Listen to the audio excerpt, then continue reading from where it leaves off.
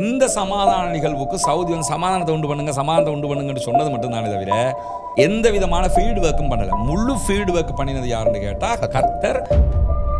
Benjamin Netanyahu western மீடியாஸுக்கு பேசுகிற நேரத்தில், இங்கிலீஷில் பேசக்கூடிய நேரத்தில் நிறைய இடங்கள்ல சொல்றாரு, நாங்க போற ஜெயிச்சிட்டோம். இந்த யுத்தம் நடந்தில்லைன்னு சொன்னால் அரபு நாடுகள் பெரும்பாலும் ஈவன் சவுதி கூட இஸ்ரேலை தனி நாடாக அங்கீகரித்திருப்பார்கள். இறுதியாக எஜிப்தில் நடந்த இந்த சமாதான ஒப்பந்தத்திற்கு ஏன் ஈரான் வரவில்லை? காசாவில் சமாதானம் வர வேண்டும், காசா விடுவிக்கப்பட வேண்டும் என்பதில் அரபு நாடுகளை விட நெஞ்சை நிமித்து நிற்கக்கூடிய ஒரு நாடு வந்து ஈரான். நிறைய பேருக்கு இருக்கக்கூடிய கருத்துக்கள், இவங்க அக்டோபர் 7 அட்டாக் பண்ணலன்னா இப்படியான ஒரு யுத்தமே வந்து இருக்காதுங்கிறது. அன்னைக்கு அந்த சம்பவம் நடந்த அடுத்த கணம் இஸ்ரேலி போர்சஸே நடத்திய தாக்குதல். இதையே நியூயார்க் டைம்ஸே சொல்றாங்க, இது அவங்களே செஞ்சது, அவங்களோட கன்னிபல் மெத்தட் பயன்படுத்தப்பட்டுச்சு. பாலஸ்தீன விடுதலை அமைப்பு சில நபர்களை சுட்டு வீழ்த்துகின்ற சில காட்சிகள், ஒரு நகரத்துக்குள்ள கொண்டு வராங்க, பொதுமக்கள் சுட்டு இருக்கிறாங்க, அதே இடத்துல அவங்கள கன் ஷூட் மூலமா கொல்றாங்க. மரண தண்டனை ஒவ்வொரு நாட்டில் ஒவ்வொரு விதமாக வழங்கப்படும். தூக்குல போட்டு கொண்டாலும் மரண தண்டனை தான், சுட்டு கொண்டாலும் மரண தண்டனை தான். தேச துரோகிகள் அவங்க. எங்களுடைய குழந்தைகளை நெருப்பிலே போட்டார், எங்களுடைய பெண்களை கற்பழித்தார்,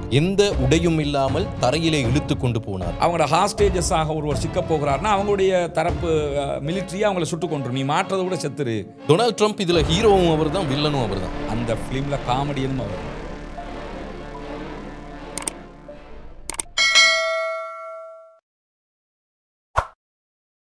உலக வரலாற்றிலே நடந்த ஒரு மிகப்பெரிய இனக்கருவறுப்பு, இனவழிப்பு சமாதான ஒப்பந்தத்தின் மூலம் நிறைவுக்கு வந்திருக்கிறது. அதுதான் காசா மக்களுக்கான நிம்மதி, ஹமாஸ் மற்றும் இஸ்ரேலுக்கு இடையிலான, இல்லைன்னா ஹமாஸ் மற்றும் அமெரிக்காவுக்கு இடையிலான இந்த சமாதான ஒப்பந்தம். 737 நாட்கள் தொடர்ந்த இந்த போராட்டம், இல்லைன்னா இந்த போர் முடிவுக்கு வந்திருக்கிறது. ஆனால் முழுமையாக முடிந்து விட்டதா என்றால் இன்னமும் முடியவில்லை என்றுதான் அர்த்தம். பொதுவாக இலங்கையினுடைய மக்களுக்கும் உலகளாவிய ரீதியில் இருக்கக்கூடிய தமிழ் பேசுகின்ற மக்களுக்கு இந்த தகவல்களை மிகவும் தெளிவாக ஒரு நாள் விடாமல் கொண்டு சேர்த்தவர்களின் பட்டியலிலே இருக்கின்ற பிரதானமானவர்களில் ஒருவர் தான் சகோதரர் ரஸ்மின் அவர்கள். உங்கள் அன்போடு நாங்கள் நிகழ்ச்சிக்குள்ள வரவேற்றுக் கொள்கிறோம். கிட்டத்தட்ட தொடர்ச்சியான ஹமாஸ் மற்றும் இஸ்ரேலுக்கு இடையிலான இந்த போர் எந்த அளவுக்கு கடினமானதோ அதே அளவுக்கு ஒரு கண்டென்ட் கிரியேட்டருக்கு, இல்லைன்னா தகவல்களை வழங்குகிற ஒருத்தருக்கு அந்த தகவல்களை சேகரிக்கிறங்கிறது கடினமான விடை. நான் உங்களுடைய சேனலில் பொதுவாக பார்த்த விஷயங்கள், பொதுவாக வெஸ்டர்ன் மீடியாஸில், குறிப்பாக இங்கிலீஷ் லாங்குவேஜை பிரதிநிதித்துவப்படுத்தக்கூடிய மீடியாஸில் வரக்கூடிய தகவல்களையும் தாண்டி அரபிக்கில் வரக்கூடிய தகவல்கள், நிறைய விஷயங்கள் உங்களுடைய சேனலில் பார்க்கக்கூடியதாக இருந்தது. தொடர்ச்சியாக நான் உங்களை சேனலை பார்த்து வர ஒருத்தன். ஒரு நாள் ஒரு பயணத்துக்காக ஒரு பஸ்ஸில் ஏறுற நேரத்தில், நான் அன்றைக்கி உங்களுக்கு அந்த வீடியோவையும் நான் சென்ட் பண்ணியிருந்தேன். ஒரு நாள் பஸ்ஸில் கிட்டத்தட்ட ஒரு ராத்திரி 2 மணி இருக்கும், எல்லோருமே அசந்து தூங்கிட்டு இருக்கிறாங்க. திடீர்னு உங்கள் வாய்ஸ் எனக்கு கேட்டுட்ருக்கிறது. ஒருவேளை நான் ஃபீல் பண்ண, ஒருவேளை என்னோட மொபைலில் போயிட்டுருக்குது, ஒருவேளை ஆஃப் பண்ண நம்ம மறந்துட்டோமான்னு. எந்திரிச்சு பார்த்தா கண்டக்டராக மிக அமைதியாக அவங்களுடைய அத்தனை வீடியோக்களையும் பார்த்துட்ருக்கிறார். ஒரு கண்டென்ட் கிரியேட்டருக்கு கிடைக்கக்கூடிய மிகப்பெரிய ஒரு மகிழ்ச்சி அது. என்னோட விஷயங்களை ஒருத்தர் பார்க்குறாரு, என்னுடைய தகவல்களை ஒரு பக்கம் பார்க்குறாருங்கிறது. ஸோ அந்த தகவல்கள் சம்மந்தமாக நிறைய விஷயங்களை உங்களோட நாங்கள் பேச வேண்டி இருக்குது. அதுக்கு முன்னாடி இந்த போர் நிறுத்தம் அறிவிக்கப்பட்டிருக்குது. உண்மையில் இது சமாதான ஒப்பந்தமா இல்லை ஒரு நாட்டுக்கு சார்பான விஷயமா? ஏன்னா இங்கே போர் வெற்றி எதுவுமே கிடையாது. இந்த சமாதான ஒப்பந்தத்துக்குள்ளே இருக்கக்கூடிய விஷயங்கள் என்னங்கிறத கொஞ்சம் சொல்ல முடியும்? இப்பொழுது நடந்திருக்கக்கூடிய இஸ்ரேலுக்கும் பாலஸ்தீன விடுதலை அமைப்புக்கும் இடையிலான ஒப்பந்தத்தை பொறுத்தவரையில் இது ஒரு யுத்த நிறுத்த ஒப்பந்தம், அவ்வளவுதான். பட் ஆனால் அந்த ஒப்பந்தத்தினுடைய விதிமுறைகள் 20 விதிமுறைகளை அமெரிக்க அதிபர் டொனால்ட் ட்ரம்ப் வெளியிட்டிருந்தார். இதில் வெளிப்படையாக நீங்கள் பார்த்தீங்கன்னா இஸ்ரேலுக்கும் பாலஸ்தீன விடுதலை அமைப்புக்கும் இடையிலான ஒப்பந்தம் இது. ஆனால் யதார்த்தமாக பாலஸ்தீன விடுதலை அமைப்புக்கும் அமெரிக்க அதிபருக்கும் இடையிலான ஒப்பந்தம் தான் இது. இந்த ஒப்பந்தத்தில் 20 நிபந்தனைகள் போடப்பட்டிருக்கிறது. இந்த 20 நிபந்தனைகளை மட்டும் நீங்கள் எடுத்து பார்த்தீங்கன்னு சொன்னால் இது 100% இஸ்ரேலுக்கு ஆதரவான ஒரு ஒப்பந்தமாகத்தான் கிரியேட் பண்ணப்பட்டது. நீங்கள் இதை ஏற்றுக்கிறனும், இல்லைன்னா நடக்கிறது வேறு. இதைத்தான் தெளிவாக அமெரிக்க அதிபர் அவருடைய பாஷையில் சொன்னார். பட் நடந்து முடிந்தது அது அல்ல. அதற்கு பிறகு நிறைய பேச்சுவார்த்தைகள் நடைபெற்றது. பாலஸ்தீன விடுதலை அமைப்பு நிறைய மாற்றங்கள் அதில் பண்ணினாங்க. பெஞ்சமின் நெத்தன்யாகுவால் அதை தடுக்க முடியாமல் போயிடுச்சு. இந்த அடிப்படையில் நம்ம பார்த்தோம்னு சொல்லி சொன்னால் ஒரு யுத்த நிறுத்தம் தான் இஸ்ரேலுக்கு சாதகமாக முடிப்பதற்கு முயற்சித்த ஒரு யுத்த நிறுத்தம். ஆனால் அவங்களுக்கு சாதகமாக இது முடியலை. இதனுடைய பெரும்பாலான பகுதிகள் தற்போது சாதகமாக இருப்பது பாலஸ்தீன விடுதலை அமைப்புக்கும் அவர்களுடைய போராட்டத்தை ஏற்றுக்கொண்டு அந்த பாலஸ்தீன மக்களுக்கும் தான். ஆனால் பொதுவாக இப்படியான நாடுகளை ஆளக்கூடிய தலைவர்களுக்குள் ஒரு மிகப்பெரிய நரித்தந்திரம் இருக்கும். பெஞ்சமின் நெத்தன்யாகு வெஸ்டர்ன் மீடியாஸுக்கு பேசுகிற நேரத்தில், இங்கிலீஷில் பேசக்கூடிய நேரத்தில் நிறைய இடங்களில் சொல்கிறாரு, நாங்கள் போரை ஜெயிச்சிட்டோம், ஹமாஸை வீழ்த்திட்டோம், ஹமாஸை மண்டையிட வச்சிட்டோங்கிற ஒரு பாணியில் பேசிகிட்டு இருக்கிறார்.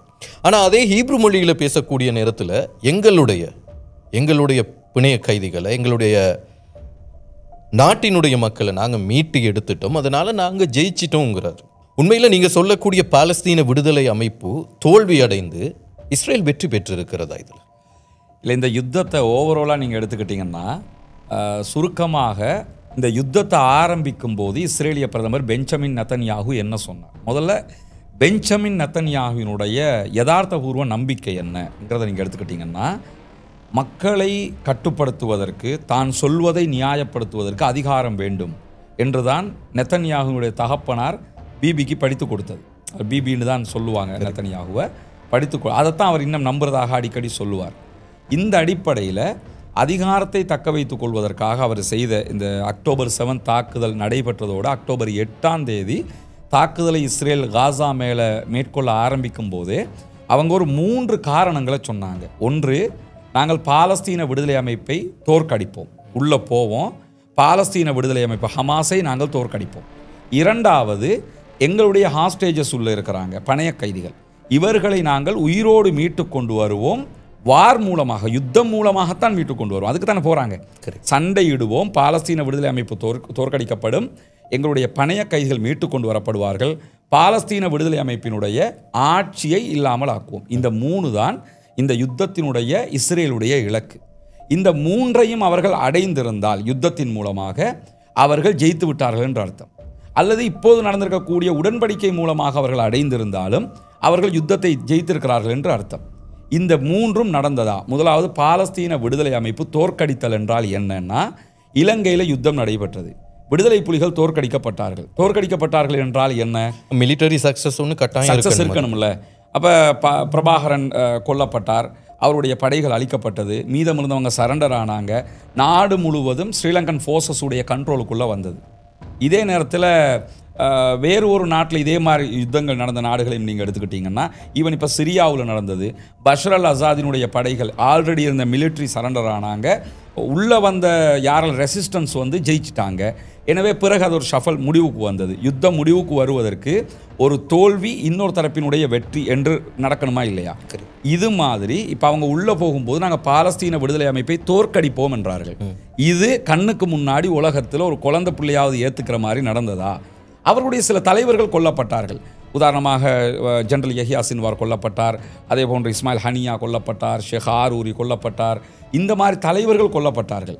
தலைவர்களுடைய மரணம் என்பது ஒரு இயக்கத்தினுடைய அழிவு அல்ல. ஆனால் இன்னைக்கும் இப்போ பாலஸ்தீனத்தை கண்ட்ரோல் பண்ணுறது யாருன்னு கேட்டிங்கன்னா பாலஸ்தீன விடுதலை அமைப்பு. எனவே அவர்களுடைய முதல் இலக்கை அவர்கள் அடையவில்லை ஆயுதத்தின் ஊடாக. இரண்டாவது இலக்கு, ஆயுதத்தினூடாக சண்டையிட்டு ஹாஸ்டேஜஸை நாங்கள் வெளியே கொண்டு வருவோம். மிலிட்டரி சக்சஸ் இங்கே எதுவுமே இல்லை, அது நிஜம். ஸோ அதுலேயும் தோத்துட்டாங்க. ஆமாம். இரண்டாவதாக நாங்கள் பணைய கைதிகளையும் மிலிட்ரி மூலமாகத்தான் கொண்டு வருவோம். நாங்கள் மிலிட்ரியினுடைய வெற்றியால் பணைய கைதிகள் யாரும் கொண்டு வரப்படலை.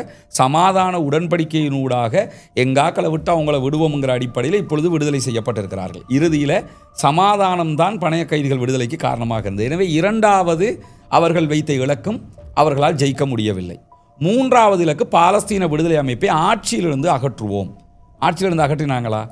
அகற்றலை. இப்போ கிளிநொச்சியில் பகுதிகளை முழுக்க வடக்கு பகுதிகளை கையிலே வைத்து கொண்டிருந்த விடுதலை புலிகளுடைய ஆட்சி, கிட்டத்தட்ட ஆட்சி தான் நடத்தி கொண்டிருந்தாங்க, அவருடைய ஆளுகைக்கு கீழே தான் இருந்தது.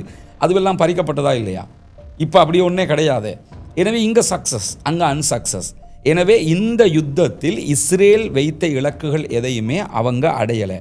மூன்றாவது, அதில் அடைஞ்சிருந்தாங்கன்னா என்ன செஞ்சுருக்கணும்னா, இப்போ பாலஸ்தீன விடுதலை அமைப்புன்னொன்னே கிடையாது, அவங்களோட ஒப்பந்தம்னொன்னே இருக்கக்கூடாது. இப்போ யாரோடங்க ஒப்பந்தம்? மஹமூத் அப்பாஸோட ஒப்பந்தம் பண்ணியிருந்தீங்கன்னு சொன்னால், அல்லது வேறு யாரோடையாவது பண்ணியிருந்தீங்கன்னு சொன்னால் ஒரு யதார்த்தபூர்வம் இருக்கும். இப்போ நானும் நீங்களும் தான் சண்டை பிடிச்சோம், உங்களை நான் அழிச்சிருந்தா அவங்களோட ஒப்பந்தத்துக்கு வரவே தேவையில்லை. ஆனால் உங்களோட தான் ஒப்பந்தமே பண்ணியிருக்கிறேன், எனவே நான் உங்களை அழிக்கலை. எனவே இந்த யுத்தத்தில் இஸ்ரேல் ஜெயிக்கவில்லை. இஸ்ரேல் ஜெயிக்கவில்லை என்றால் யார் ஜெயித்தார்கள்? யாரை தோற்கடித்த நினைத்தீர்களோ அவர்கள் ஜெயித்திருக்கிறார்கள். அவ்வளவுதான். ஏன்னா பாலஸ்தீன விடுதலை அமைப்பு தன்னுடைய கோரிக்கைகளில் மிக தெளிவாக ஜெயிச்சிட்டாங்க. அவங்கள பொறுத்தவரையில் இந்த யுத்தத்தை ஆரம்பித்ததுக்கு அவங்க வைத்து கொண்டிருந்த ஒரு முக்கியமான காரணம் என்னென்னா, இந்த யுத்தம் நடந்தில்லைன்னு சொன்னால் அரபு நாடுகள் பெரும்பாலும் ஈவன் சவுதி கூட இஸ்ரேலை தனி நாடாக அங்கீகரித்திருப்பார்கள். ஆனால் பாலஸ்தீனம் தனி நாடா இல்லையாங்கிற ஒரு கொஸ்டின் மார்க்லேயே காலாகாலத்துக்கு இருக்கும். அது நடக்கக்கூடாது.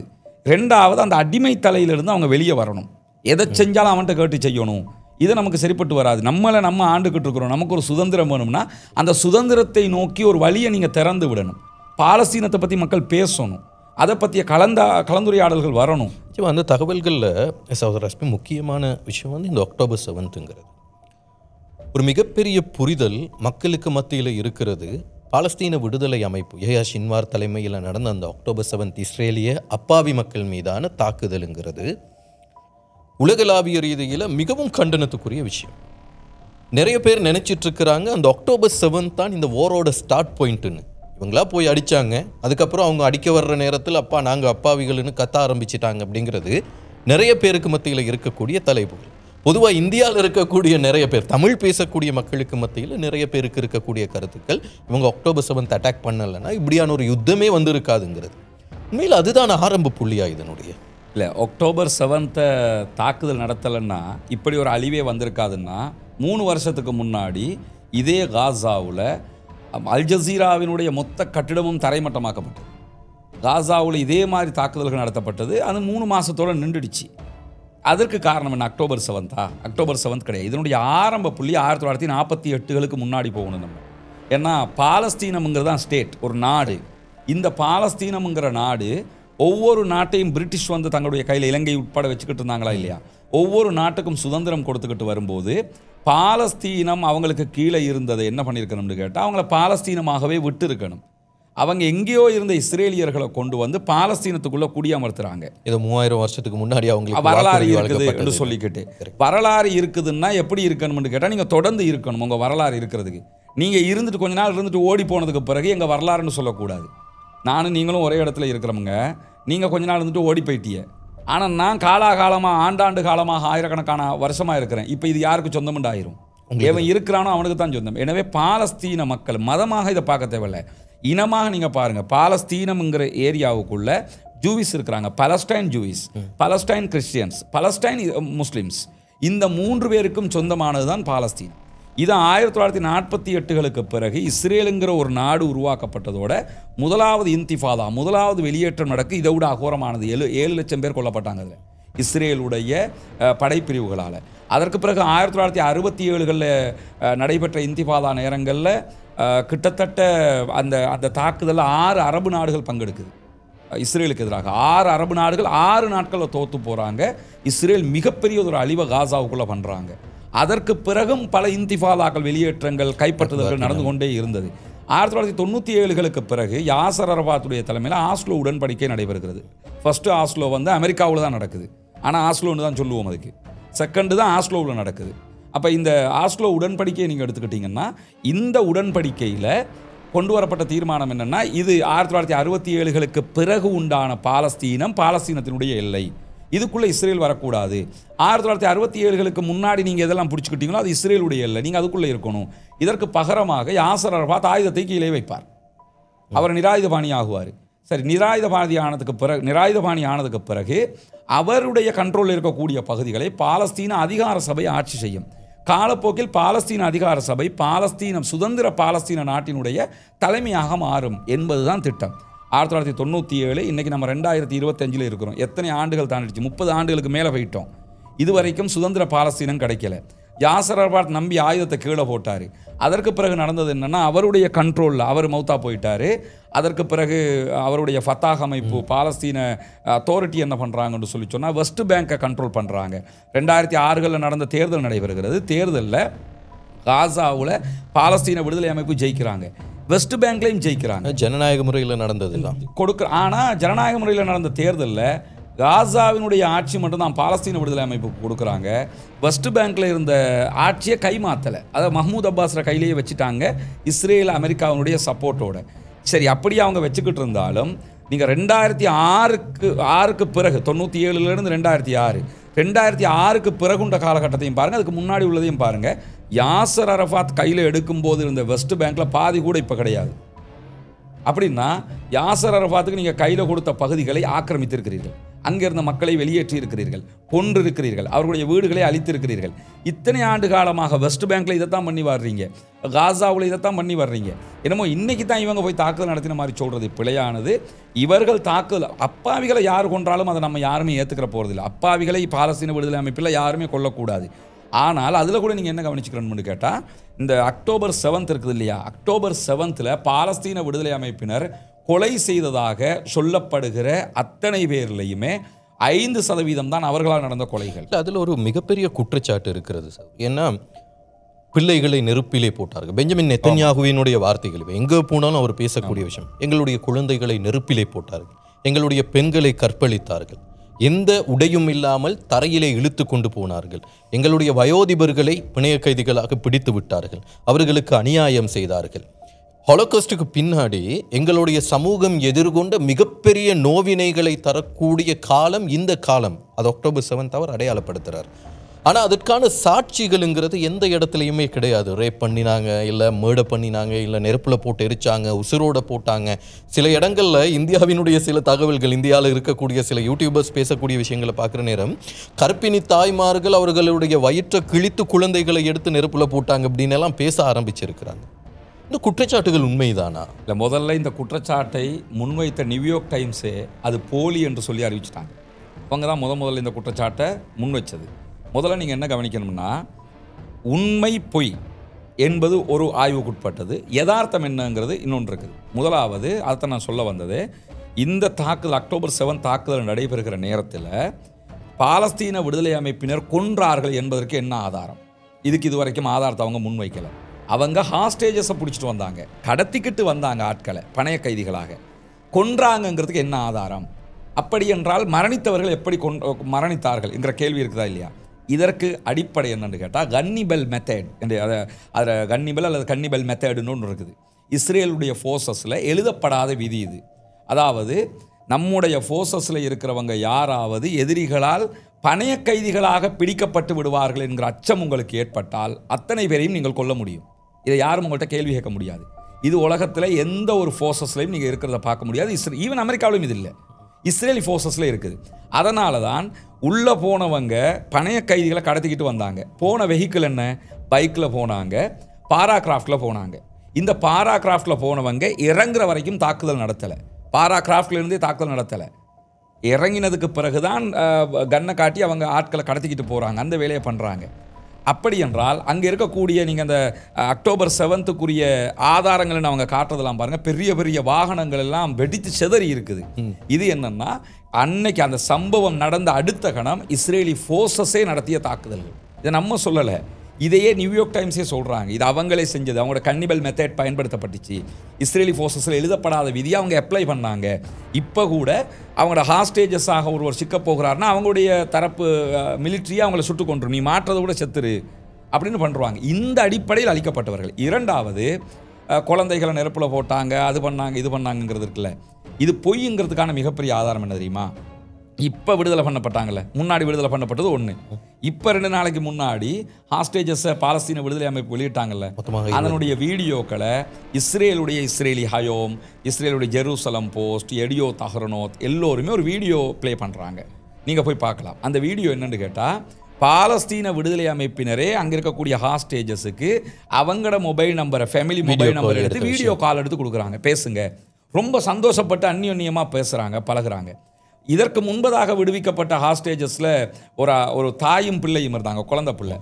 அந்த தாய் ஒரு கடிதமே எழுதினா, அந்த கடிதத்தை பற்றியே நான் தனி வீடியோவும் நாங்கள் போட்டிருக்கிறோம். அந்த கடிதம் இன்றைக்கும் இருக்கிறது. எழுதி யாருக்கு போட்டான்னு கேட்டால், இவங்களுக்கு கடிதம் ஒன்று எழுதி கொடுத்துட்டு போயிருந்தா பாலஸ்தீன விடுதலை அமைப்புக்கு. அதில் என்ன எழுதினான்னா, என்னுடைய குழந்தையோடு நீங்கள் என்னுடைய குழந்தையின் தகப்பனை போன்று நடந்து கொண்டீர்கள், என்னோட பிள்ளையோட நீங்கள் இப்படி விளையாடினது அந்த காலகட்டங்களையெல்லாம் நான் நினச்சி மகிழ்ச்சி படுறேன். இப்படி ஒரு குரூப்பை நான் பார்த்ததே கிடையாது. அதே மாதிரி 2 இரட்டையர்கள், வயதான 2 மூதாட்டிகள் கைது செய்யப்பட்டிருந்தாங்க. முதலாவது ஹாஸ்டேஜஸில் விடுதலை செய்யப்படுவாங்க. இந்த 2 பேரும் விடுதலை செய்யப்பட்டதோட இஸ்ரேலுக்குள்ளே வந்து இறங்கி ஊடகங்களுக்கு கொடுத்த பேட்டிகள் இன்றைக்கும் இருக்கிறது.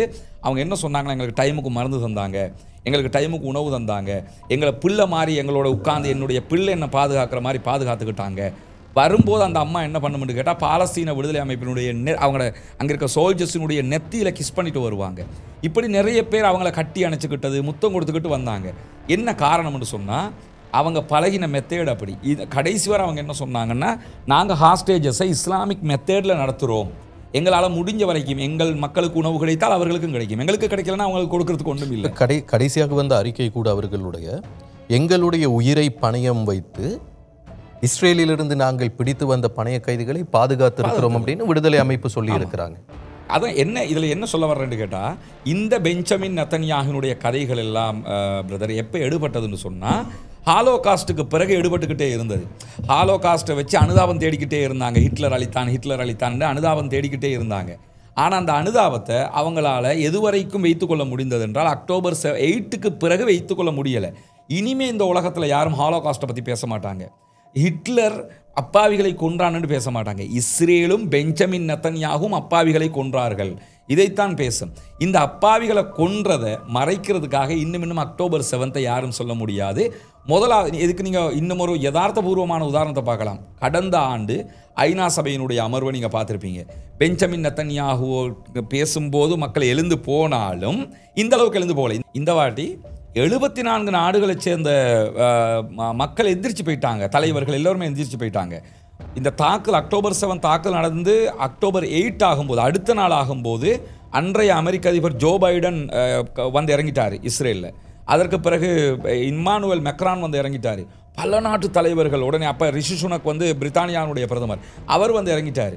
இந்த அத்தனை பேரும் அடுத்த ஆண்டு இந்த ஆண்டு ஐநாவினுடைய கூட்டத்தொடர் நடக்கும்போது இதே ஆட்கள் செய்த காரியம் என்ன? அமெரிக்காவை தவிர்த்து பிரான்ஸ் பாலஸ்தீனத்தை தனிநாடாக அங்கீகரித்தது. பிரித்தானியா, அவங்க தான் இஸ்ரேல் ஒரு நாட்டை உருவாக்கினவங்க, அவங்க தனிநாடாக அங்கீகரித்தாங்க. ஆஸ்திரேலியா, பல நாடுகள் அங்கீகரிச்சிட்டாங்க. இப்போ கிட்டத்தட்ட 15 நாடுகளுக்கு மேலே அங்கீகாரம் கொடுத்துட்டாங்க. இது எதனால் ஏற்பட்டது? பெஞ்சமின் நெத்தன்யாஹு சொன்னது உண்மையாக இருந்தால் இது நடந்திருக்குமா? ஏன்னா பெஞ்சமின் நெத்தன்யாஹுடைய தோளுக்கு தோள் நிற்கக்கூடிய நண்பர்கள் இவங்க அத்தனை பேருமே இதை புறக்கணித்தார்கள். ஈவன் இந்த வாட்டி அவர் ஐநாவினுடைய அமர்வுக்கு போகும்போது பிரான்சினுடைய வான்பரப்பை தவிர்த்து கொண்டார். ஏன் தவிர்த்து கொண்டார்னா, பிரான்சினுடைய வான்பரப்பை பயன்படுத்தினால் விமானம் சுட்டு வீழ்த்தப்படலாம். ஏன்னா பிரான்ஸ் வந்து ரோம் ஒப்பந்தத்தில் கையெழுத்திட்டவங்க, ஐசிசியை ஏற்றுக்கொண்டவங்க, இன்டர்நேஷ்னல் கிரிமினல் கோர்ட்டை, இன்டர்நேஷ்னல் கோர்ட் ஆஃப் ஜஸ்டிஸை ஏற்றுக்கிட்டவங்க. அவங்களுடைய தீர்ப்பு பிரகாரம் தேடப்படும் குற்றவாளி பெஞ்சமின் நெத்தன்யாஹு கைது செய்யப்படலாம் அல்லது விமானம் சுட்டு வீழ்த்தப்படலாம் என்கிற அச்சத்தில் பிரான்சினுடைய வான்பரப்பை அவங்க பயன்படுத்தலை. அந்த வான்பரப்பை பயன்படுத்தாமல் இட்டாலியினுடைய வான்பரப்பை பயன்படுத்தினாங்க. இன்னைக்கு நம்ம பேசிக்கிட்டு இருக்கிற இன்னைக்கு நிலைமை என்னன்னு கேட்டால், இட்டாலி பிரதமருக்கு எதிராக வழக்கு தாக்கல் செய்யப்பட்டிருக்கு. இப்போ அவங்க பெரிய சிக்கலில் மாட்டிருக்காங்க. என்னென்னு கேட்டால், நம்ம நாட்டில் இருந்தே ஒரு கூட்டம் பாலஸ்தீனத்திற்கு ஆதரவாக கடலில் போய்கொண்டிருக்கும் போது நீங்கள் என்னன்னு சொல்லி சொன்னால், வான்பரப்பை எப்படி இஸ்ரேல் பிரதமருக்கு கொடுப்பீங்க? குறிப்பாக ரோம் ஒப்பந்தத்தில் கையெழுத்திட்ட மற்ற நாடுகளை தாண்டி இத்தாலி இதை செய்யலாமா? இத்தாலியினுடைய பிரதமர் செஞ்சாங்கங்கிறதுக்காக. ஏன்னா மக்களுடைய மனோநிலை மாறிடுச்சு. அன்றைக்கு அதாவது ஹிட்லர் தாக்குதல் நடத்தும் போது டிவிக்கள் கூட ரொம்ப ரேர், இல்லாத ஒரு காலகட்டம். ஆனால் அதற்கு பிறகு இந்த ஹோலோகாஸ்ட்டை சொல்லி வரலாறு ஒன்றை தப்புந்தவருமாக, இன்னும் சொல்ல போனால் ஹிட்லரை பற்றி சொல்லுகிற பல விஷயங்களையே ஜோடிக்கப்பட்ட விஷயங்கள் தான். ஏன்னா ஹிட்லர் அப்படி தான் செஞ்சார், எத்தனை பேருக்கு தெரியும்? ஏன்னா ஜெயித்தவன் சொல்வது தான் வரலாறு, தோற்றவனுடைய வரலாறு நிலைக்காது. அந்த யுத்தத்தில், 2ஆம் உலக மகா யுத்தத்தில் ஹிட்லருடைய நாஜிக்கள் தோற்கடிக்கப்பட்டு விட்டார்கள். எனவே அவர்களை பற்றி சொல்லுவது அத்தனையும் உண்மை என்று நீங்கள் நினைத்தால் அது வரலாறு அல்ல. அதே நேரம் இந்த போர் நிறுத்தம், சமாதான ஒப்பந்தம் மேற்கொள்ளப்பட்டதுக்கு பின்னாடி கூட சில தகவல்களை பார்க்கக்கூடியதாக இருந்தது. குறிப்பாக இஸ்ரேலுக்காக எழுதக்கூடியவர்கள், இலங்கையிலேயா இருக்கலாம், வெளியிலேயா இருக்கலாம், எழுதக்கூடியவர்கள் பாலஸ்தீன விடுதலை அமைப்பு சில நபர்களை சுட்டு வீழ்த்துகின்ற சில காட்சிகள் ஒரு நகரத்துக்குள்ளே கொண்டு வராங்க, பொதுமக்கள் சுற்றி இருக்கிறாங்க, அதே இடத்துல அவங்கள கன் ஷூட் மூலமாக கொல்றாங்க. ஏன் இது நடக்கணும்? சமாதான ஒப்பந்தம் நடந்ததுக்கு பின்னாடி அதே பாலஸ்தீன விடுதலை அமைப்புக்கு யாரோட இந்த பிரச்சனை? அதுக்கான காரணம் என்னன்னா, முதல்ல நீங்கள் பாலஸ்தீன விடுதலை அமைப்பு சுட்டு வீழ்த்துகிறது என்பதற்கு முன்பதாக பாலஸ்தீன விடுதலை அமைப்புக்கு பாலஸ்தீனத்தில் என்ன அதிகாரம் என்கிறத நம்ம மனதில் வச்சுக்கணும். பாலஸ்தீன விடுதலை அமைப்பு தான் பாலஸ்தீனத்தின் அதிகாரம் படைத்தவர்கள், ஆயுதத்தினால் அதிகாரம் படைத்தவர்கள் அல்ல. 2006 பொது தேர்தலின் மூலமாக ஆட்சியை பிடித்தவர்கள். இந்த நிமிஷம் வரைக்கும் அவங்க தான் பாலஸ்தீனத்தினுடைய ஆட்சியாளர்கள். இப்போ நீங்கள் இந்த யுத்தம் முடிந்தது வரைக்கும், ஏன் இப்போ கூட நீங்கள் போய் பார்த்தீங்கன்னா பாலஸ்தீனில் எத்தனை பேர் கொல்லப்பட்டாங்கிறதுக்கு ஆதாரம் என்னென்னா பாலஸ்தீனத்தினுடைய சுகாதார அமைச்சு சொல்லக்கூடிய தகவல். பாலஸ்தீனத்தின் சுகாதார அமைச்சு யாருக்குரியது? பாலஸ்தீன விடுதலை அமைப்புக்குரியது. அவங்க தான் நாங்கள் ஆட்சியாளர்கள், அவங்க தான் ரெஜிமெண்ட்டை வச்சுக்கிட்டு இருக்கிறாங்க. இப்போ ஒரு யுத்தம் நடைபெற்று கொண்டு இருக்கிறது. யுத்தம் நடைபெற்று கொண்டு இருக்கும்போது நம்ம நாட்டுக்குள்ளே இருந்து நமக்காக போராட வேண்டிய ஒரு சாரார் இஸ்ரேல்கிட்ட இருந்து பணத்தை வாங்கிக்கிட்டு, இஸ்ரேல்கிட்ட இருந்து ஆயுதத்தை வாங்கிக்கிட்டு என்ன பண்ணுறாங்கன்னு கேட்டால், உள்நாட்டுக்குள்ளே தண்ட நாட்டின் சுதந்திரத்துக்காக போராடக்கூடிய ஒரு சாராருக்கு எதிராக தாக்குதல் நடத்துகிறாங்க. யாசர் அபு ஷபாப்ங்கிற ஒருத்தனுடைய தலைமையில் என்ன ஆகுதுன்னா ஒரு குழு ஃபார்ம் பண்ணப்படுது. இந்த யாசர் அபு ஷபாப் எங்கே இருக்கிறான், எங்கே இருந்தான்னு பார்த்தீங்கன்னு சொன்னால், இந்த யுத்தம் ஆரம்பிக்கப்படுகிற வரைக்கும் காசாவினுடைய சிறைச்சாலையில் இருந்தான். இவன் ஒரு போதை வியாபாரம் பண்ணுறவன், அதாவது போதைப் பொருட்களை கடத்தல் மன்னன், ட்ரக் டீலர். இவனை அரெஸ்ட் பண்ணி காசாவினுடைய ஜெயிலில் வச்சுருந்தாங்க. இந்த யுத்தத்தில் ஜெயில் எல்லாம் அடித்து உடைக்கப்படுகிறது. அதில் அவன் தப்பி ஓடுறான். தப்பி ஓடி இஸ்ரேல் கண்ட்ரோல் பண்ணிய கான் யூனிஸினுடைய ஒரு பகுதி, ரஃபாவினுடைய ஒரு பகுதிக்குள்ளே என்ன பண்ணிட்டான்னு கேட்டால் போய் சரண்டர் ஆகிட்டு, இஸ்ரேல்கிட்ட சரண்டர் ஆகிட்டு என்ன பண்ணுறான்னு கேட்டால், ஆல்ரெடி அவனுக்கு சில ஆயுதங்கள் தொடர்பான அனுபவங்களும் இருக்கிறது. அதை தாண்டி இஸ்ரேல் அவனுக்கு தேவையான பயிற்சிகளை கொடுக்குது. அவனோட கொஞ்சம் பேரை சேர்த்துக்கிறான். அவங்களுக்கு இஸ்ரேல் பணம் கொடுக்குது.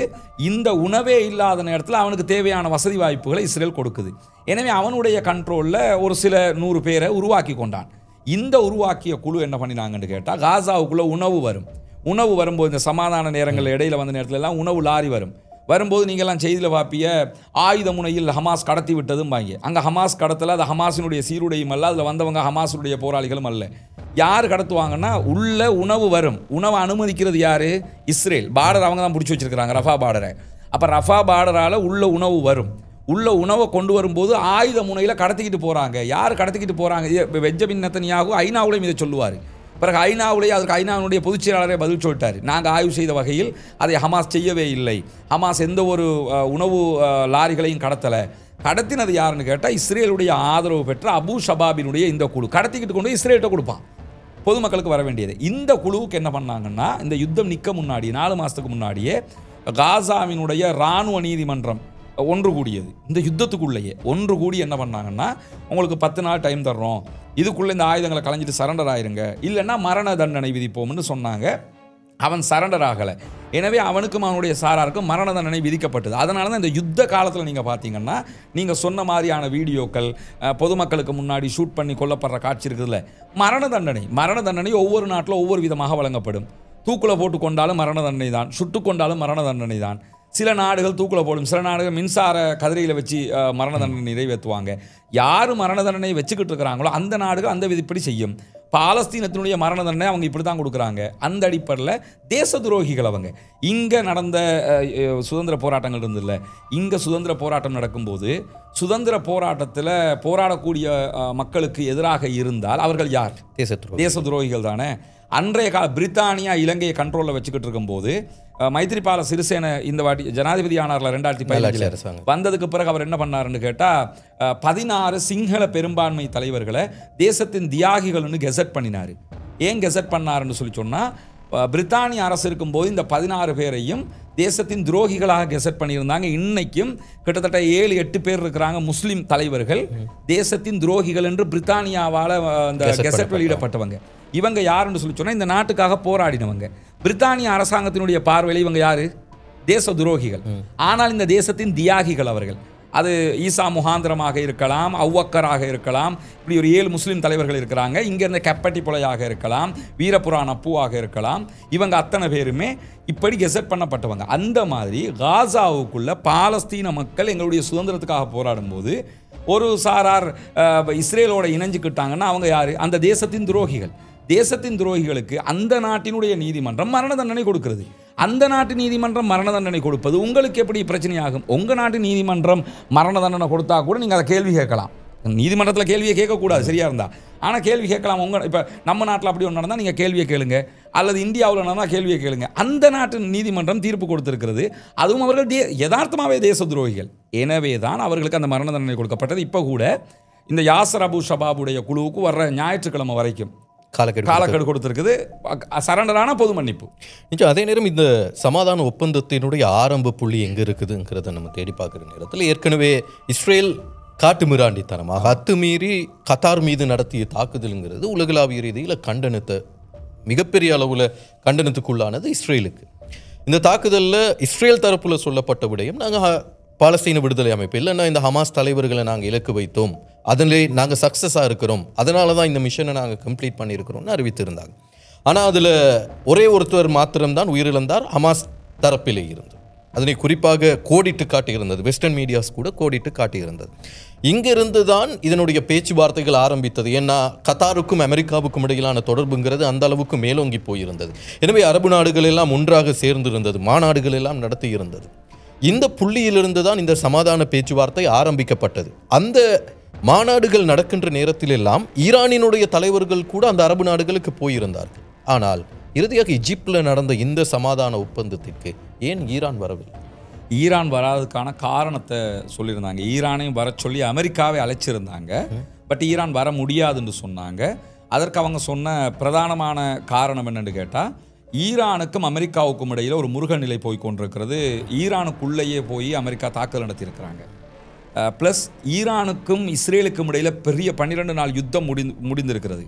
இந்த அதாவது ஈஜிப்ட் சம்மிட்டுக்கு இஸ்ரேலிய பிரதமர் பெஞ்சமின் நெத்தன்யாகு வர்றதாக இருந்தது. எனவே பெஞ்சமின் கலந்து கொள்ளுகிற அந்த மாநாட்டில் நாங்கள் பங்கெடுக்க முடியாது. எங்களையே தாக்கிய அமெரிக்காவுடைய ஜனாதிபதி கலந்து கொள்ளுகிற மாநாட்டில் நாங்கள் கலந்து கொள்ள முடியாது. நாங்கள் கலந்து கொள்றதாருன்னா முதல்ல நம்ம பிரச்சனை தீர்க்கப்படணும்னாங்க. நாங்கள் அணு ஆயுதம் வச்சுக்கிட்டு இருக்கிறதா நீங்கள் குற்றச்சாட்டு சொல்கிறீங்க, அதை வச்சு தான் எங்கள் மேலே தாக்குதல் நடத்திருக்கிறீங்க. இப்போ கூட எங்கள் மேலே நிறைய பொருளாதார தடைகளை விதிச்சுக்கிட்டே இருக்கிறீங்க. இந்த பொருளாதார தடைகள் விதிக்கப்பட வேண்டுமா இல்லையா, அது நியாயமா இல்லையாங்கிற நம்ம பேச்சுவார்த்தை முடிஞ்சால் நம்ம 2 பேரும் ஒரு இடத்துக்கு வர்றது நியாயம். இல்லாத பட்சத்தில் நம்ம 2 பேரும் மேடை ஏற முடியாது. மாறாக காசா மீதான அனைத்து சமாதான நடவடிக்கைகளுக்கும் நாங்கள் உறுதுணையாக இருக்கிறோம், இருந்தும் இருக்கிறாங்க. வரலாற்றில் அதை நம்ம கண்டுட்டோம். காசாவுக்காக நேரடி யுத்தத்தில் இறங்கியவர்களே ஈரான் தான். அவங்க வராத்துக்கான காரணம் அமெரிக்கா ப்ளஸ் பெஞ்சமின் நெத்தன்யாகு. ஆனால் பெஞ்சமின் நெத்தன்யாகு கடைசி நேரத்தில் வருகையை தவிர்த்து கொண்டார். அதற்கு காரணம் வந்து துருக்கியினுடைய அதிபர் வந்து என்னுடைய விமானம் தரையிறங்காது, அவர் வந்தான்ட்டார். அந்த அடிப்படையில் அவர் வரலை. அப்போ துருக்கியினுடைய அதிபர் சொன்ன அதே நியாயத்தை தான் அவர் பெஞ்சமின் நெத்தன்யாவுக்கு மட்டும் சொன்னார். இவங்க அமெரிக்க அதிபருக்கும் சேர்த்து சொன்னாங்க. பெஞ்சமின் நெத்தன்யாகு வந்தால் நான் வரமாட்டேன்னு தானே துருக்கியின் அதிபர் சொன்னார். இவங்க என்ன சொன்னாங்கன்னா, பெஞ்சமின் வந்தாலும் வரமாட்டோம், இவர் வர்றதுனால எங்களுக்கு வர முடியாது. ஆனால் இவர் வந்து இதை செய்யணும், வேறு வழியும் இல்லை. இவர் வர்றதுனால நாங்கள் வர முடியாது, ஆனால் இவர் வந்து செய்யணும். இவர் மட்டும்தான் இப்போ தலையிட வேண்டி இருக்குது. எனவே அவர் வந்து அதை தலையிடட்டும். மற்ற எல்லா விவகாரங்களிலும் நாங்கள் பங்காளியாக இருக்கிறோம். உதாரணமாக அதில் அவங்க வந்திருந்தாங்கன்னா, இந்த ஒப்பந்தத்தில் அவங்கள கூப்பிட்டதில் ஒரு அரசியல் இருக்குதுங்க. அதை ஈரான் கரெக்டாக புரிஞ்சுக்கிட்டாங்க. என்னன்னு கேட்டால், இந்த சமிட்டுக்கு அவங்க வந்திருந்தா இப்போ இந்த சமிட்டில் டர்க்கியும் கத்தரும் ஈஜிப்டும் கையெழுத்து போட்டுக்கிறாங்க இந்த சமாதான உடன்படிக்கை விவகாரத்தில். அமெரிக்காவுக்கு என்ன தேவைப்பட்டுச்சுன்னு கேட்டால், இதில் ஈரான் சைனியம் வாங்க வேண்டிய தேவை இருந்துச்சு. ஈரான் இதில் கையெழுத்து போட்டுட்டாங்கன்னு சொல்லி சொன்னால் ஆட்டோமேட்டிக்காக ஈரானுடைய ஃப்ராக்சிஸ் நிறைய இருக்கிறாங்க. ஹிஸ்புல்லாக்கள் இருக்கிறாங்க, யமனில் இருக்கிற ஹவுத்திஸ் இருக்கிறாங்க. அதே மாதிரி பாலஸ்தீன விடுதலை அமைப்புக்கு பல உதவிகள், ஆயுத உதவிகளை செய்கிறவங்களும் ஈரான் தான் முக்கியமாக. அப்போ இந்த மாதிரி விவகாரம் எல்லாம் இருக்கிறதுனால இதில் அவங்க கையெழுத்து போடுவது கூட எதிர்காலத்தில் ஈரானுக்கான பல பிரச்சனைகளுக்கு அது ஆளாக்கி விட்டுவிடும். அதனால் ஈரான் அதையெல்லாம் தவிர்த்து கொள்வதற்காகத்தான் வராமல் இருந்தாங்களே தவிர, காசாவில் சமாதானம் வர வேண்டும், காசா விடுவிக்கப்பட வேண்டும் என்பதில் அரபு நாடுகளை விட நெஞ்சை நிமித்து நிற்கக்கூடிய ஒரு நாடு வந்து ஈரான். அதில் குறிப்பாக இந்த அரபு நாடுகள் பற்றி பேசக்கூடிய நேரத்தில் இந்த சமாதான ஒப்பந்தத்திற்கு அரபு நாடுகளினுடைய பங்களிப்பு அதிக அளவில் இருந்ததாக டொனால்ட் ட்ரம்ப்பே மிக தெளிவாக சொன்னார். அரபு நாடுகளையும் முஸ்லீம் நாடுகள், குறிப்பாக இஸ்லாமிய நாடுகளுக்கும் நான் மிகப்பெரிய நன்றியை தெரிவித்துக் கொள்கிறேன் அப்படின்னு அந்த ஒப்பந்தத்தின் பின்னர் பேசுகிற நேரத்தில் தெளிவாக சொல்லியிருந்தார். இதில் கத்தாருக்கு மிகப்பெரிய பங்கு இருக்கிறது. அதே நேரத்தில் சவுதி அரேபியாவுக்கும் மிகப்பெரிய பங்கு இருக்கிறது இந்த சமாதான ஒப்பந்த பேச்சுவார்த்தைகளிலே பின்னால் இருக்கின்ற தகவல்களை தேடி பார்க்குற நேரத்தில். அதே நேரத்தில் ஏற்கனவே ஒமான் இது தொடர்பாக மத்தியஸ்தம் வகித்து அது அவ்வளவு சக்ஸஸ் ஆக முடியல. இந்த அரபு நாடுகளினுடைய பங்களிப்பு இல்லாமல் இந்த ஒப்பந்தம் சாத்தியமாகி இருக்குமா? சாத்தியமாகி இருக்கும். எதை வச்சு சொல்கிறீங்க? அதாவது அரபு நாடுகளுக்கும், அரபு நாடு வந்து கத்தரை பொறுத்த வரையில் கத்தர் மட்டும்தான் இருக்குது. சவுதிக்கும் இதுக்கு இந்த சமாதான நிகழ்வுக்கும் சவுதிக்கும் எந்த சம்மந்தமும் கிடையாது. இந்த சவுதிக்கு எதுக்கு சம்மந்தம்னு கேட்டால் பிரான்ஸ் உள்ளிட்ட நாடுகள் பாலஸ்தீனத்தை தனிநாடாக அங்கீகரிச்சாங்கல்ல, அதில் சவுதி பெரிய ஒரு பேக்ரவுண்டில் பெரிய ப்ளே பண்ணாங்க. அதை யாரும் மறக்க முடியாது. இந்த சமாதான நிகழ்வுக்கு சவுதி வந்து சமாதானத்தை உண்டு பண்ணுங்கன்னு சொன்னது மட்டும்தானே தவிர எந்த விதமான ஃபீல்டு ஒர்க்கும் பண்ணலை. முழு ஃபீல்டு ஒர்க் பண்ணினது யாருன்னு கேட்டால் கத்தர் ப்ளஸ் ஈஜிப்ட், அதோடு சேர்த்து இணைஞ்சிக்கிட்டாங்க டர்க்கி. இந்த 3 பேர் தான் பண்ணாங்க. இவங்க பண்ணலைன்னு சொன்னால் கூட இந்த சமாதானம் நடைபெற்றிருக்கும். கத்தாரே ஒதுங்கியிருந்தா கூட, ஈஜிப்ட் வந்து இல்லைன்னா கூட, அல்லது மற்ற நாடுகள் வந்து இல்லைன்னா கூட நடந்திருக்கும். என்னென்னு கேட்டால் இனிமேல் யுத்தம் பண்ண முடியாது பாவா. ஏன்னா அந்த அளவுக்கு வாங்கி கட்டிட்டாங்க இஸ்ரேல்.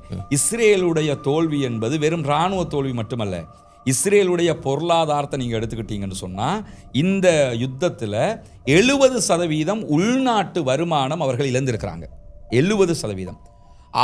அதாவது 15,000க்கு மேற்பட்ட, என்னுடைய நினைவு சரியாக இருந்தால் 15,000க்கு மேற்பட்ட 1,500க்கும் மேற்பட்ட மில்லியனஸ் வந்து நாட்டை விட்டு வெளியே போயிட்டாங்க.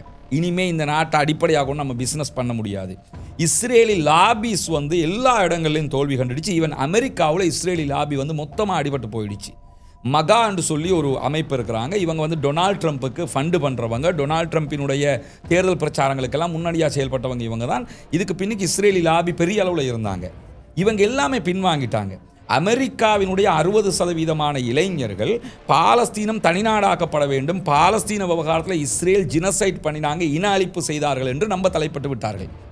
இதெல்லாம் வந்து பெரிய அழுத்தமாக மாறிடுச்சு. எனவே தான் அமெரிக்க அதிபரை பொறுத்தவரையில் அவருக்கு ஒரு டாஸ்க் இருக்குது. என்ன டாஸ்க்? அவருக்கு ஒரு தேவை இருக்குது. என்னென்னு கேட்டால், அவர் மஹிந்த ராஜபக்ஷ மாதிரி இன்னும் ஒரு முறை ஜனாதிபதி தேர்தலுக்கு வர்றதுக்காக முயற்சி பண்ணுறாரு. அவங்களுடைய கான்ஸ்டிடியூஷனை மாற்றணும்னு சொல்கிறாரு, மாற்றி வரப்போகிறேங்கிறாரு. அப்படி அவர் வரணுமாக இருந்தால் இந்த பிரச்சனையெல்லாம் அவர் முடிக்கணும். இந்த பிரச்சனையை இதை எல்லாம் முடிக்க முடியலை, நான் ஒரு நல்லவன், நான் வல்லவன், நான் சொன்னதெல்லாம் செஞ்சுட்டேன் பாருங்கள், டேரிஃப் போட்டேன் பாருங்கள், என்னெல்லாம் ஒவ்வொரு நாட்டுக்கெல்லாம் வரியை தான் விதிக்கிறார்ல, இதெல்லாம் அதை இலக்கு வச்சு தான் அவர் பண்ணுறாரு.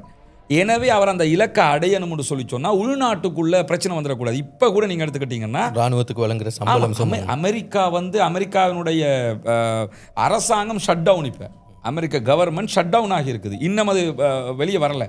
ஏர்போர்ட்லலாம் நீங்கள் சுயமாக மெஷினில் தான் எல்லா வேலையும் பார்த்துக்கிட்டு போகணும். ஒரு சில பேர் தான் வேலைக்கு வர்றாங்க. டோட்டல் ஷட் டவுனாக இருக்குது. அப்போ அமெரிக்க அதிபருக்கு எதிரான ஒரு மனோநிலை அமெரிக்காவுக்குள்ளே வெகுவாக எழும்பி வர்ற நேரத்தில் இதையெல்லாம் தவிர்க்கிறதுக்கு ஒரே வழி பெஞ்சமின் நெத்தன்யாகுவை கண்ட்ரோல் பண்ணுறது. அவர் பிபிக்கு சொன்ன ஒரே வார்த்தை என்னென்னு கேட்டால், அவர் அந்த இஸ்ரேலுக்கு போனார் இல்லையா, இஸ்ரேலில் அமெரிக்க அதிபர் பேசின ஸ்பீச்சில் முதலாவது என்ன பேசுகிறாருங்கிறத பாருங்கள். என்ன சொல்லுவாருன்னா, இஸ்ரேலிய பிரதமர் ஐசக் ஹெர்சாக்கு என்ன சொல்கிறேன்னா, ஒரு கோரிக்கை வைக்கிறேன், பெஞ்சமின் நெத்தன்யாகு மேலே இருக்கக்கூடிய 7 ஊழல் வழக்குகளையும் நீங்கள் வந்து கேன்சல் பண்ணிடணும். அதிபருக்கு அதிகாரம் இருக்குது அங்கே. இந்த ஊழல் வழக்கை நான் கேன்சல் பண்ணுறேன்ட்டாண்டா இல்லா போயிடும். இது அவருக்கு கொடுத்துருக்கக்கூடிய மதிப்பு. என்ன மதிப்புன்னு கேட்டால், உங்களுக்கு தர்ற டிமாண்ட் என்னன்னு கேட்டால், உன்னுடைய ஊழல் வழக்கெல்லாம் இல்லாமல் ஆக்கிடுறேன். நீ ஏன் சண்டை போட்டுக்கிட்டே இருந்தாங்கன்னு சொல்லி சொன்னால், அதாவது இராணுவம் சண்டை போட முடியாதுன்ட்டாங்க. அதே மாதிரி அங்கே இருக்கக்கூடிய பொதுமக்கள் ஆர்ப்பாட்டம் போராட்டம்னு கிளம்பிட்டாங்க. முழு நாடும் இஸ்ரேலை எதிர்ப்பாக மாறிடுச்சு. அப்போவும் ஏன் சண்டை போட்டாருன்னு கேட்டால், பெஞ்சமின் நெத்தன்யாகு சண்டையை நிப்பாட்டினா எலெக்ஷன் வரும், எலெக்ஷன் வச்சா தோத்துருவார், தோத்தாருன்னு சொல்லி சொன்னால் ஊழல் வழக்கில் உள்ளே போயிடுவார். இப்போ கொடுத்துருக்கக்கூடிய ஒரு நம்பிக்கை என்னென்னு கேட்டால், அவங்க ஊழல் வழக்கை கேன்சல் பண்ணி தந்துடுவோம், எனவே நீங்கள் தேர்தலில் தோத்தாலும் ஜெயிலுக்கு போக மாட்டீங்க, இதை சொல்லித்தான் முடிவுக்கு கொண்டு வந்தார். அரபு நாடுகள் இல்லைன்னா கூட இது நடந்திருக்கும். ஆனால் கத்தாருடைய வகிபாகம் ரொம்ப டாப். பொதுவாக சொல்லுவாங்க, தொட்டிலையும் ஆட்டி பிள்ளையும் கிள்ளுறது, ஹீரோவும் நான் தான் வில்லனும் நான் தாங்கிற மாதிரி. டொனால்ட் ட்ரம்ப் இதில் ஹீரோவும் அவர் தான், வில்லனும் அவர் தான் என்னன்னாலும். ஏன்னா சமாதான பேச்சுவார்த்தை நடத்தி அந்த சமாதான ஒப்பந்தத்துக்குள்ளார இந்த 2 அமைப்புகளையும் கொண்டு வந்த அவரே தான் அக்டோபர் 7க்கு பின்னாடி $40 பில்லியன் பெறுமதியான ஆயுதங்களை இஸ்ரேலுக்கு கொடுத்துருக்கிறார். அது டிஃபென்ஸ் சிஸ்டம் கூட வருது. இப்படிப்பட்ட ஒருத்தர் ஏதோ சந்தையில் விற்கிற ஒரு பொருள் மாதிரி, எனக்கு நோபல் பிரைஸ் வேணும், எனக்கு சமாதானத்துக்கான நோபல் பிரைஸை எனக்கு தந்துருங்க, அந்த விருது எனக்கு மட்டும்தான் பொருத்தம், நான் அதுக்கு பொருத்தம்னு நினைக்கிறேங்கிற மாதிரி மிகப்பெரிய அளவில் பேச ஆரம்பிச்சிட்டார். அவருடைய சுற்றி இருக்கக்கூடிய நபர்களும் இந்த நோபல் பிரைஸ் அவருக்கு கொடுக்கப்பட வேண்டும் அப்படின்னு மிகப்பெரிய அளவில் பேசுகிறாங்க. உண்மையில் அவருக்கு சமாதானத்துக்கான இந்த நோபல் பரிசு கொடுக்கப்படணுமா உங்களுடைய பார்வையில்? முதல்ல நம்ம பேசி இது நடக்க போறது கிடையாது, இருந்தாலும் ஒரு யதார்த்தம் இருக்கணும். அமெரிக்க அதிபரை பொறுத்தவரையில் ஹீரோவும் அவர்தான், வில்லனும் அவர்தான் மட்டுமில்லை, அந்த ஃபிலிமில் காமெடியனும் அவர் தான். அதனால தான் நொபேல் பரிசு தனக்கு வேணும்னு கேட்டுக்கிட்டு இருந்தார். எதுக்காக சொல்கிறேன்னா, அந்த குடிகாரம் பேச்சு விடிஞ்சா போச்சும்பாங்கல்ல, அதே மாதிரி டொனால்ட் ட்ரம்ப்போட பேச்சு அப்போவே போயிடும். அவர் என்னென்னா இப்போன்னு சொல்லுவார், நாளைக்கு வேற ஒன்று சொல்லுவார். இந்த மாதிரியான ஒரு கேரக்டர். அந்த அடிப்படையில் அவர் என்ன சொன்னார்னா, உலகத்தில் 8 யுத்தங்களை 7 யுத்தங்களை முடிவுக்கு கொண்டு வந்திருக்கிறேன், காசா வாரோட சேர்த்து 8 யுத்தம். இந்த மாதம் 10ஆம் தேதி சமாதானத்துக்கான நோபல் பரிசு அறிவிக்கப்பட்டது. அதனால தான் அவசரமாக இந்த 20 அம்ச தீர்மானத்தை கொண்டு வந்து 10க்கு முன்னாடி காசா வாரம் நான் நிறுத்திட்டேன் என்று சொன்னால் அவருக்கு சமாதானத்துக்கான நோபல் பரிசு கிடைக்கும்னு நினைச்சாரு. இதுக்கான காரணம் என்னன்னு கேட்டால் ஒபாமாவுக்கு கிடைச்சிது. அவர் அர்த்தம் சொல்லுவார், நான் என்னுடைய பெயர் டொனால்ட் ட்ரம்ப் என்பதற்கு பதிலாக ஒபாமா என்று இருந்திருந்தால் எனக்கு நோபல் பரிசு தந்திருப்பார்கள் என்று சொன்னார். அவருக்கு தகுதியே இல்லைன்னு ஒரு வேர்டை யூஸ் பண்ணினாரு. ஒபாமாவுக்கு தகுதி இல்லை தான். ஏன் தகுதி இல்லைன்னு கேட்டால், ஒபாமாவுக்கு நோபல் பரிசு கிடைக்கிற நேரத்தில் அந்த நேரத்திலேயே அமெரிக்கா வந்து ஈராக்கு ஆப்கான்ல எல்லாம் வார் பண்ணிக்கிட்டு தான் இருந்தாங்க, இதே வேலையை பண்ணிக்கிட்டு தான் இருந்தாங்க. அப்போ எப்படி அவருக்கு சமாதானத்துக்கான நோபல் பரிசு கொடுக்க முடியும்? கொடுக்க முடியாது. ஈவன் மலாலாவுக்கு ஏன் கொடுத்தாங்கங்கிற கேள்வியே இருக்கா இல்லையா? ஊடகங்கள் ஒருத்தரை கொண்டு வந்து இவங்க சூப்பர்னா மலாலா செஞ்சு கிழிச்சது என்னன்னு கேட்குறேன்னா, ஊடகங்கள் உங்களுக்கு காட்டியது பிபிசி உருவாக்கிய ஒரு பெண் தான் மலாலா. இந்த காசா வாரில் மலாலா வந்து செஞ்சது என்ன? சமாதானத்துக்கான நோபல் பரிசு பெறுகிறாங்கன்னு சொல்லி சொன்னால், இந்த காசா வாரில் எத்தனை குழந்தைகள் கொல்லப்பட்டுச்சு, எத்தனை வாட்டி அதுக்காக கரெக்டாக இருந்தால் கிரேட்டா தன்பர்க்கு கொடுத்துருக்கணும். மலாலாக்கு ஏன் கொடுத்தாங்க? என்னென்னு கிரேட்டா தன்பர்க் தான் அதுக்கு தகுதியான. கிரேட்டா தன்பர்க் செஞ்சதில் தேக்கரண்டி வேலையாக இந்த காசா விஷயத்துக்காக மலாலா செஞ்சிருப்பாளா? என்னென்னா, மலாலா ஒரு குழந்தை பிள்ளையான், சின்ன பிள்ளையான், பிபிசியில் அங்கே இருக்கக்கூடிய தீவிரவாதிகளுக்கு எதிராக எழுதினாவான். யார் எழுதினா? நீயா எழுதுவேன், நீயா உருவாக்குவேன், நீயா ஒருத்தருக்கு கொண்டாந்து கொடுப்பா. அது மாதிரி தான் ஒபாமாக்கும் கொடுத்தாங்க. இவர் அதே மாதிரி என்ன சொன்னார்னா, நான் 8 யுத்தங்களை முடிச்சேன்னாரு. இவர் அந்த பட்டியல் எனக்கு நினைவில் 8 என்னுடைய மொபைலில் இருக்கும். 8 யுத்தங்களை நீங்கள் எடுத்துக்கிட்டீங்கன்னு சொன்னால், இந்த யுத்தத்தில் அவர் சொல்லுகிற ஒன்று தான் வந்து இந்தியா பாகிஸ்தான் வாரம் நான் நிறுத்தினேன்னு. இதை பாகிஸ்தான் சொல்லுது, ஆமாம் அமெரிக்க அதிபர் தான் யுத்தத்தை நிறுத்தினேன்னு. மோடி திட்ட தெளிவாக சொல்லிட்டாரு, இதுக்கும் அவருக்கு எந்த ரோலும் இல்லைன்னு. எனவே அது ஃபெயிலியர். ரெண்டாவது, ஈஜிப்டுக்கும் எத்தியோப்பியாவுக்கும் இடையில் இருந்த யுத்தத்தை நான் தான் நிறுத்தினேங்கிறார். ஈஜிப்டும் எத்தியோப்பியாவும் என்னைக்காவது யுத்தம் பண்ணி பார்த்தியே? பண்ணவே இல்லை. அவங்களுக்கு ஒரு டேம் பிரச்சனை இருந்தது, அந்த பிரச்சனை இன்னும் தீர்க்கப்படக்கூட இல்லை. சண்டை போடாமல் இருக்கிறாங்க, அப்படி வேணும்னு அவர் சொல்லியிருக்கணும். சண்டை போடாமல் இருக்கிறார்கள் அப்படி சொல்லியிருக்கணும். சண்டையை நிறுத்தினுங்கிறாரு, அது நடக்கலை. ரெண்டாவது, கம்போடியாவுக்கும் இன்னொரு நாட்டுக்கும் இடையில் யுத்தம் நடந்தது. இது ஆல்ரெடி ஒரு முடிவுக்கு வந்த ஒரு யுத்தம் தான். அடுத்ததாக தாய்லாந்து ஒரு யுத்தம் நடந்தது இடையில், ஒரு 5 நாள் ஓர் நடந்தது தாய்லாந்துக்கும் பக்கத்து நாட்டுக்கும் இடையில். இந்த யுத்தத்தில் தாய்லாந்து இந்த நிமிஷம் வரைக்கும் டொனால்ட் ட்ரம்ப் வந்து எங்களுக்கு சப்போர்ட் பண்ணினார், அவரால் தான் இது நடந்துச்சுன்னு சொல்லலை.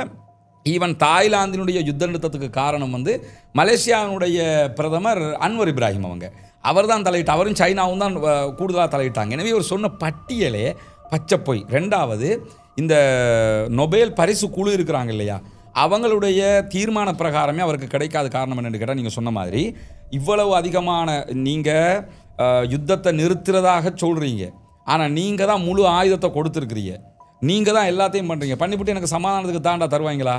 இந்த வாட்டி கொடுக்கலங்கிறதுக்காக என்ன சொன்னாங்கன்னு சொல்லி சொன்னால், இஸ்ரேல் சமாதான புறாவினுடைய வடிவத்தில் ஒரு தங்க விருதை கொடுத்துருக்கேங்கிறாங்க. சரியா? இது வந்து நோபேலுக்கு ஈக்குவலானதா? கொலைகாரர்களும் கொலைக்கு சப்போர்ட் பண்ணினவனும் சேர்ந்து ஒரு விருதை தயாரித்து அவனை கொடுத்துக்கிட்டா இது நியாயமா? எனவே அவர் ஒரு ஹீரோ வில்லனுங்கிறத தாண்டி ஒரு காமெடியனாக பார்க்கப்படுகிறார், அவ்வளவுதான். இத்தனை தகவல்கள் கிட்டத்தட்ட ஒரு 737 நாட்களாக மிக தெளிவாக நீங்கள் இந்த சொசைட்டிக்கு வழங்கி இருக்கிறீங்க. நிறைய இடங்கள் உங்களுடைய புகைப்படத்தோட நிறைய பேர் எழுதுறதையும் பார்க்க முடிஞ்சது. இப்படி கடினமான விஷயங்களை வெளியில் கொண்டு வர நேரம் நீங்கள் எதிர்கொண்ட அழுத்தங்கள் பர்சனலாக எனக்கு தெரியும். அதே நேரம் அரசியல் ரீதியாக இருக்கலாம், இல்லைனா விசாரணை பிரிவுகள் மூலமாக இருக்கலாம். அத்தனை அழுத்தங்களுக்கும் இலக்காகி இவ்வளோ தகவல்களை நீங்கள் வழங்குகிற நேரத்தில் சார்பாக பார்க்கின்றவர்கள் 99% எதிர்ப்பவர்கள் 1%, எல்லா இடத்துலையுமே இருப்பார்கள். இந்த பயணத்தினுடைய முடிவு எப்படி இருக்கிறது உங்களுக்கு சுருக்கமாக சொன்னார்? பயணத்தினுடைய முடிவு வந்து ரொம்ப மகிழ்ச்சியானது தான். ஏன்னா நம்ம வாழுகிற காலத்தில் நடந்த மிகப்பெரிய இன அழிப்புக்கு எதிராக பேசுகிற வாய்ப்பை இறைவன் 2 ஆண்டுகள் தந்திருக்கிறான், ஒரு நாளும் மிஸ் பண்ணாமல். அந்த மன திருப்தி இருக்கிறது. இஹ்லாஸோடு நம்ம இறைவனுக்காக பண்ணினோம். நிறைய நீங்கள் சொன்ன மாதிரி எதிர்ப்புகள் இருக்கலாம் அல்லது விமர்சனங்கள் இருக்கலாம். எதையுமே நான் வந்து கடிவாளம் மாட்டின குதிரை மாதிரி போய்கிட்டே இருப்பேன், அவ்வளோதான். அந்த அடிப்படையில் செய்தது ரொம்ப திருப்தியாக அந்த மக்களுக்காக. நம்மளால் கிரேட்டா தன்பர்க் அளவுக்கு காசாவுக்கு கடலில் போக முடியலை, அல்லது வேறு விதமான எதையும் பண்ண முடியலை. ஜனநாயக ரீதியாக போராட்டங்கள் நடத்தியிருக்கிறோம், ஆர்ப்பாட்டங்கள் நடத்தியிருக்கிறோம். அதே மாதிரி முழுமையாக பல யூடியூப் சேனல் கிட்டத்தட்ட 4 சேனலை நான் இழந்திருக்கிறேன். இதில் இழந்தும் பொருளாதார ரீதியாக பலவிதமான பிரச்சனைகள் மற்ற பிரச்சனைகள் வந்தும் அல்ஹம்துலில்லாஹ் அந்த மக்களுக்கு நம்ம விட்டுறக்கூடாதுன்னு சொல்லி பண்ணியிருக்கிறோம். பண்ணியதனுடைய விளைவை நம்ம இன்றைக்கி கண்ணுக்கு முன்னுக்கு பார்க்குறோம். ஏன்னா பார்க்குற எல்லோருமே என்கிட்ட சொல்லக்கூடிய ஒரு காமனான ஒரு விஷயம் என்னென்னு கேட்டால், பலஸ்டைன் என்றால் எங்களுக்கு என்னென்னு தெரியலை, உங்கள் வீடியோவை பார்த்த இப்போ முழுவதுமாக ஸ்ரீலங்காவோட எங்களுக்கு பல செய்திகள் தெரியும் என்று சொல்கிறாங்க. அது ரொம்ப மகிழ்ச்சிக்குரியது. அல்ஹம்துலில்லாஹ் அல்லாஹ் அனைவருக்கும் போதுமானவன். அத்தனை பேரும் பாலஸ்தீனத்திற்காக பிரார்த்திக்க வேண்டும் என்பது தான் தொடர்ந்து நாம் கூறக்கூடிய ஒரு செய்தி. நிச்சயமாக இந்த தகவல்களை எங்களோடு பகிர்ந்து கொண்டு உங்களுக்கு மிக்க நன்றிகள். நான் முகமது சஃபார். சந்திக்கலாம் அடுத்த தொகுப்பில்.